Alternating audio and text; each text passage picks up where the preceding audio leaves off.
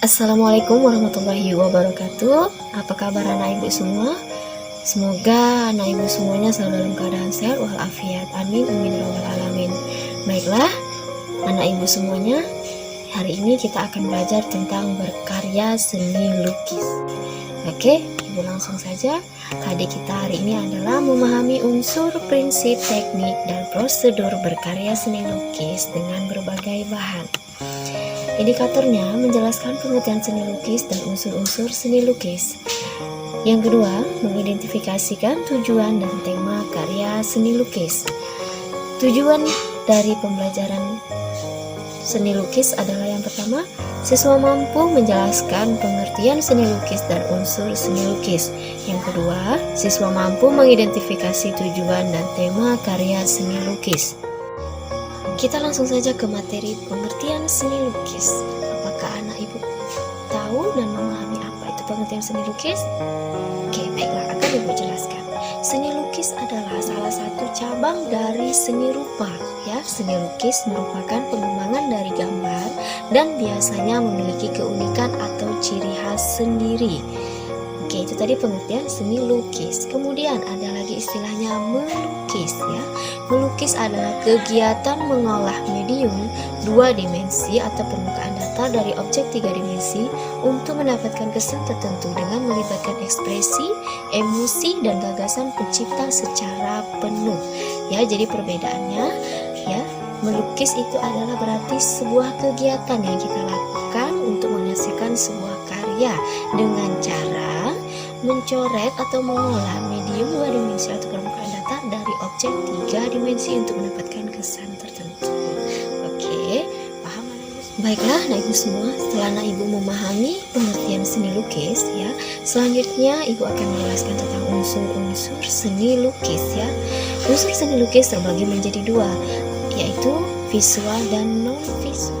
Alat dan bahan seni lukis. Oke, yang pertama ada tinta bak. Ya, tinta bak atau disebut juga dengan sebagai tinta Tiongkok. Ya, tinta ini memiliki warna hitam yang pekat dan tidak luntur jika terkena air. Biasanya kemasan tinta ini berupa botol yang mana di dalamnya merupakan cairan tinta. Ya, tinta yang berupa balok-balok kecil lalu perlu dicairkan sebelum digunakan. Oke, yang kedua ada cat ya. Cat terbagi menjadi 2, ada cat cair, ada cat air, dan ada cat yang berbasis minyak ya. Cat air biasanya digunakan untuk media kertas, sedangkan cat minyak biasanya digunakan untuk media kanvas. Oke, yang ketiga ada kuas ya. Kuas terdiri dari kayu kecil dengan bulu halus di salah satu ujungnya. Alat ini digunakan untuk menempelkan cat ke media lukisan. Kuas memiliki beragam bentuk dan ukuran dengan harga yang bervariasi. Untuk memilihnya bisa didasarkan pada bagaimana hasil barisan yang diinginkan. Jenis kuas yang bentuknya memiliki ujung rata biasa digunakan untuk cat minyak, sedangkan kuas yang memiliki ujung runcing biasanya digunakan untuk cat air. Oke, kemudian ada pisau valet ya. Pisau valet juga fungsinya sama seperti kuas ya. Ya, untuk mencampur cat di atas palet untuk mendapat komposisi warna yang rata dan maksimal dan menimbulkan kesan atau efek goresan pada media seni lukis ya.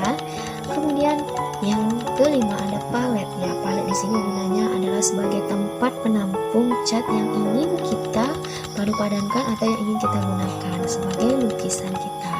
Oke, yang keenam di sini jika kita menggunakan kuas ya, kita memerlukan pembersih kuas ya. Di sini ada pembersih kuas, diperlukan untuk membersih kuas dari sisa cat.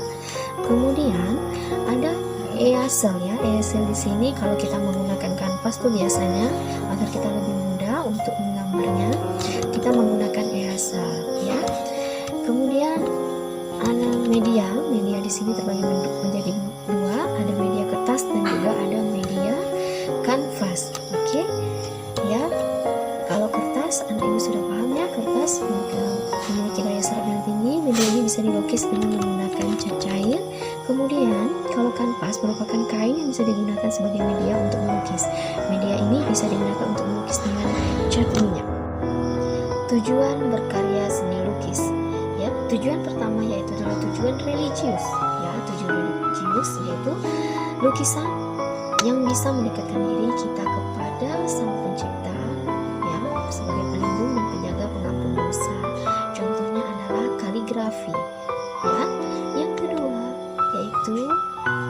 melukis sebagai tujuan kritik sosial. Artinya apa ya?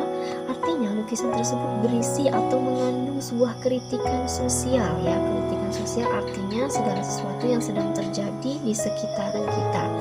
Oke, kritik yang disampaikan berupa bentuk kritik yang bersinggungan dengan pemerintah, bisa lembaga sosial ataupun kepada pemegang kekuasaan setempat. Yang ketiga ada tujuan ekspresi ya. Jadi lukisan menjadi media ekspresi dan juga media mencurahkan emosi atau perasaan. Coretan garis dan warna merupakan perwujudan dari dorongan emosi dan gejolak jiwa pelukisnya. Artinya apa? Ketika kita melukis ya, otomatis lukisan kita itu memiliki jiwa tersendiri ya. Lukisan yang kita hasilkan itu menggambarkan pribadi kita atau menggambarkan perasaan kita. Misalnya kita menggambar sebuah pemandangan ya, mungkin kita sedang mengingat masa lalu atau hal-hal yang indah ketika kita melihat sebuah pemandangan.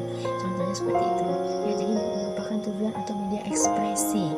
Kemudian yang keempat ada tujuan komersial. Oke, tentu saja untuk sekarang ini lukisan menjadi media komersial. Artinya apa? Ya, tujuan komersial adalah sebagai cara untuk menambah nominal atau sebagai daya jual ya. Seperti kita dapat lihat, setiap kita misalnya ada di pinggir jalan, kita melihat deretan lukisan yang dipajang ya untuk dibeli dan dijual. Kemudian dia memiliki warna yang mencolok dan kebanyakan didominasi oleh lukisan pemandangan.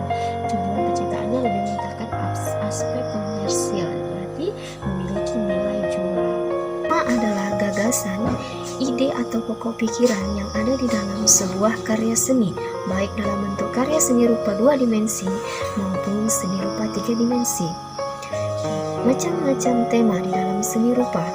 Yang pertama yaitu tema yang berhubungan antara manusia dengan dirinya.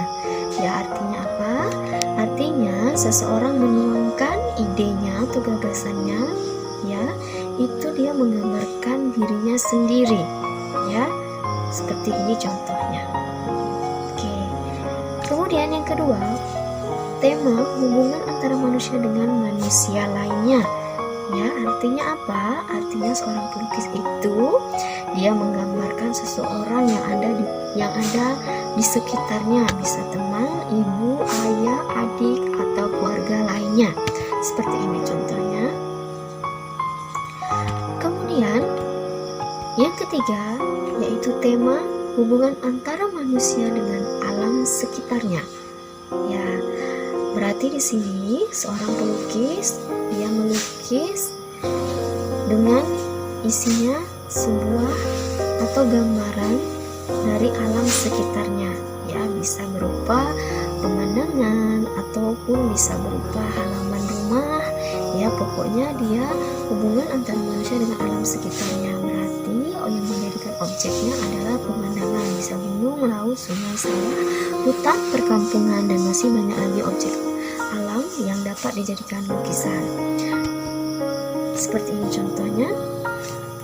Yang keempat ada hubungan antara manusia dengan benda. Artinya apa? Artinya lukisan tersebut berisikan sebuah gambar benda. Ya, jadi pelukis menggambarkan sebuah benda di dalam sebuah lukisannya. Seperti ini contohnya. Tema hubungan antara manusia dengan aktivitasnya. Oke, jadi di sini lukisannya mengisahkan atau menggambarkan tentang suatu aktivitas atau sebuah kesibukan manusia atau kegiatan manusia. Ya, bisa seperti kegiatan sedang di pasar, bagaimana ikutnya di pasar, bagaimana ketika kita berada di dalam sebuah pekerjaan dalam kantor ya, itu merupakan hubungan antara manusia dengan aktivitasnya. Oke, yang keenam ya, ada hubungan antara manusia dengan alam khayal. Jadi lukisannya berisi tentang sebuah hayalan, berarti hayalan itu tidak ada di dunia nyata. Ya, jadi lukisannya bisa dikatakan juga dengan abstrak ya. Jadi lukisannya itu merupakan sebuah hayalan. Baiklah anak ibu semua, itu tadi penjelasan ibu mengenai pengertian seni lukis, unsur-unsur seni lukis, tujuan seni lukis, dan tema-tema seni lukis. Oke, setelah anak ibu memahami semuanya, semua materi, dan jika ada pertanyaan, anak ibu bisa menanyakannya langsung melalui web pribadi ibu atau melalui Google Classroom.